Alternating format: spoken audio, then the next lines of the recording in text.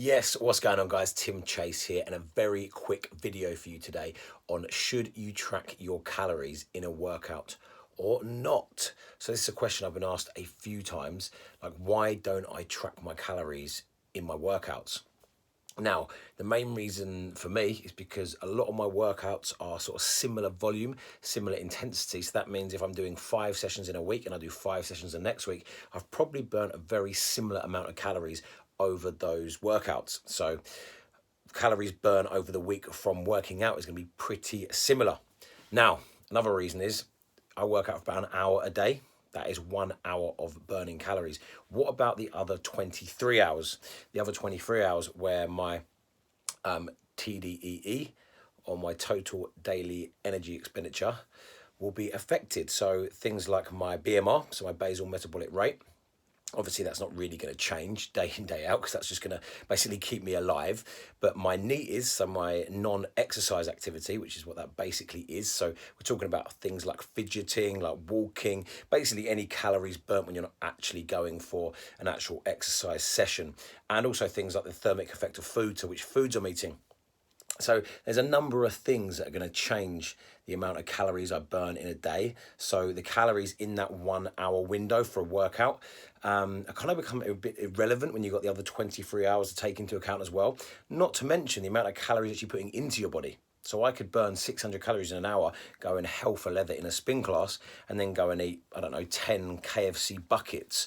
And that is going to throw the energy balance off of the day pretty dramatically, and it's going to be very irrelevant as to how many calories I've burnt in the workout. So my advice to you would be, if you want to track your calories in a workout using something like a Fitbit or a Garmin or some sort of tracking device, whether it's a heart rate monitor, then go for it. It's not going to be any harm, but it's a good way of you tracking how intense your workout is and how hard you're working. It's a good place to start if you're trying to up your exercise intensity or keep yourself accountable, because you can see a good estimate of how many calories you've burnt.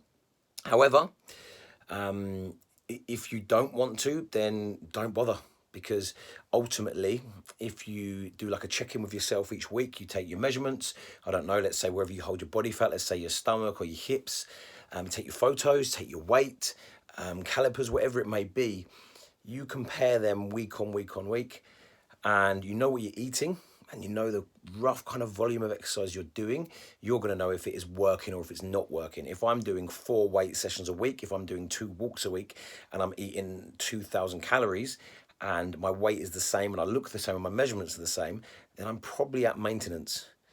And I've got a number of different ways that I can go about, shifting the body fat from that position. And burning an extra 20 or 30 calories in a workout probably isn't going to be enough to tip the balance. But dropping 300-400 calories out of my diet or going for an extra walk every day probably will be enough. So I hope that gives you a good idea as to kind of what you should be looking for when it comes to sort of tracking your calories. And it's basically just don't get bogged down by the numbers of that workout, because so many people think, oh, I've been for an amazing workout, therefore I deserve to eat absolute garbage for the rest of the day. And unfortunately, this then leads to people getting a little bit disheartened because they're putting all this effort and not seeing the results.